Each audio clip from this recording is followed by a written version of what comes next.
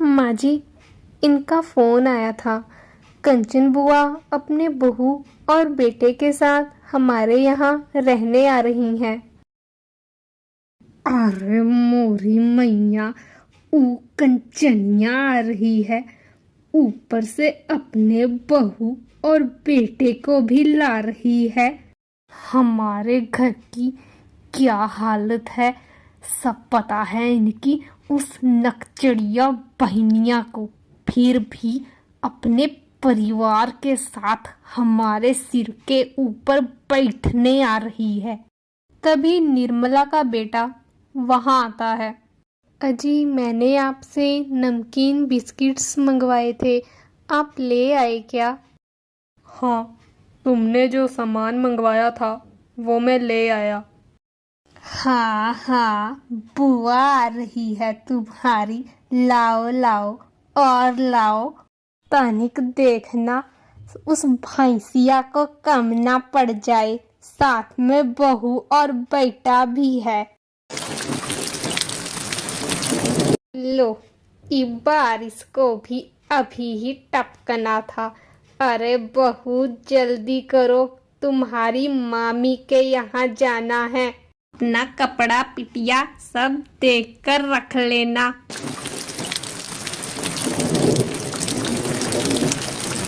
Hello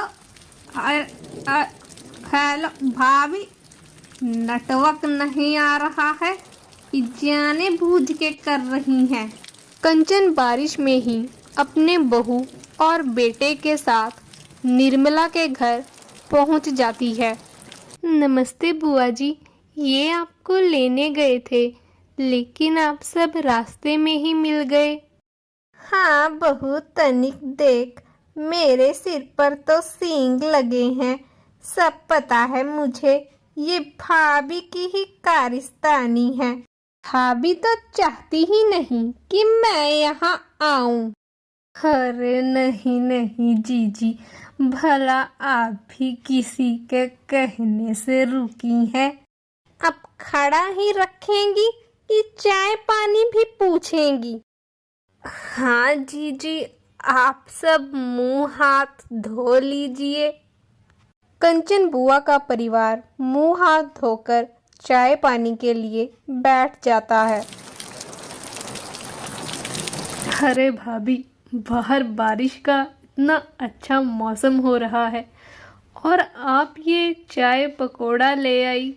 मेहमान हैं हम, ज़रा खातिरदारी तो कीजिए। मेरा तो छोले पूरी खाने का बहुत दिल कर रहा है।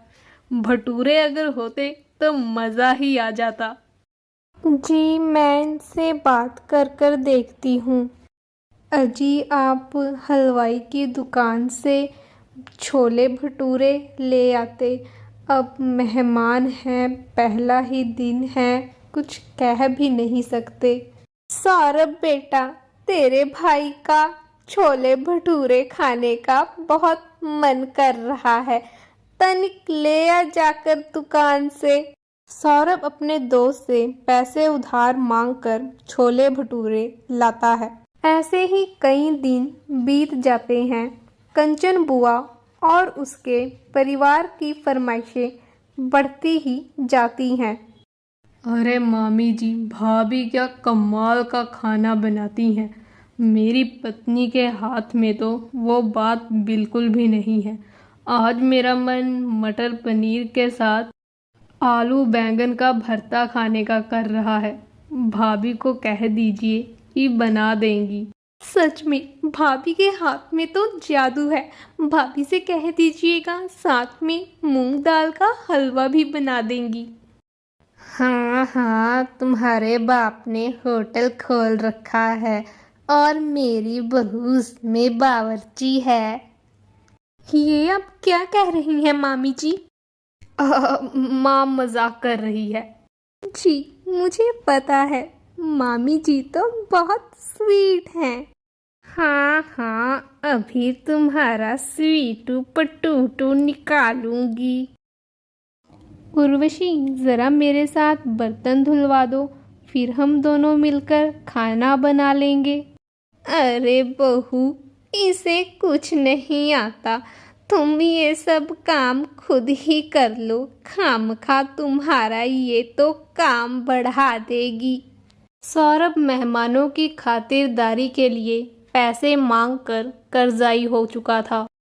हेलो, अरे यार भाई, तूने जो मुझसे पैसे मांगे थे अब दे दे यार, मेरे यहाँ भी मेहमान आए हुए हैं और इनकी फरमाइशें पूरी करने के चक्कर में मेरी तो जेब ही खाली पड़ी है। तू जितना जल्दी हो सके बस मेरे पैसे दे दे यार। दिवांशु भाई यार, अभी तो पैसे नहीं है मेरे पास। पैसे नहीं है क्या मतलब? अब जब मुझे ज़रूरत पड़ी है तो तू ऐसा बोल रहा है। मुझे कुछ नहीं पता, मैं तेरे घर पैसे लेने आ रहा हूँ। हेलो भाई सुन, हेलो। सौरभ पैसों की कर्जे वाली बात अपनी माँ, बहन और पत्नी से कहता है। भैया, मैं आज हॉस्टल से आई, रास्ते में सोच रही थी सब घर वालों के साथ खुशी खुशी समय व्यतीत करूंगी, लेकिन आप सबकी खुशियां तो ये मेहमानों ने हजम कर रखी है। और आप भी इन मेहमानों की खातिरदारी के लिए कर्जाई हो गए। अरे रिश्तेदारों का क्या है, इनका जितना भी कर लो ये फिर भी बुराई ही करेंगे। अगर आप रिश्तेदारों को खुश करने में ही लगे रहेंगे तो बस अपना घर तो आप भूल ही जाइए। जी जी, बिल्कुल सही बात कह रही हैं। अब तो देख मैं तेरी बुआ का कैसे असली रंग दिखाती हूँ। तू उस कर्जदार को फोन कर कर घर तो बुला जरा। सौरभ अपने दोस्त को फोन कर कर घर बुलाता है।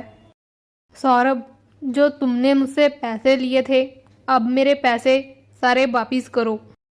अरे सागर बेटा, तनिक अपने बड़े भाई को ज़रा पैसे उधार दे दो, तुम्हारे पैसे वो जल्दी ही लुटा देगा। अरे भाभी, आप पहले बताती, हम कहाँ इतना पैसा साथ में लाए हैं, और जो पैसा था वो हम तो आज ही शाम को अपने घर जा रहे हैं। उन पैसों की तो सागर ने ट्रेन की टिकटें ले ली और हम तो पैसे दे ही देते। सागर और सौरभ में फर्क थोड़ी है। जी मम्मी जी, पहले बता देते, इन्होंने तो सारे पैसे वापिस घर जाने के लिए किराए में लगा दिए। अब चलिए मम्मी जी, घर चलते हैं, वरना हम सबकी ट्रेन छूट जाएगी। पैसे देने की बात सुनकर कंचन बुआ और उनका परिवार बोरिया बिस्तरा बांधकर चलने की तैयारी करते हैं। सौरभ की बहन सौरभ को पैसे देती है, जिससे वह अपने दोस्त का कर्जा उतार देता है। फिर सारा परिवार खुशी खुशी रहने लगता है। तो आप सब भी रिश्तेदारों को खुश करने के चक्कर में अपने परिवार मत भूलिए। इस कहानी को लाइक ज़रूर करें। ऐसी ही कहानियाँ सुनने के लिए चैनल को लाइक, शेयर, सब्सक्राइब ज़रूर कीजिए।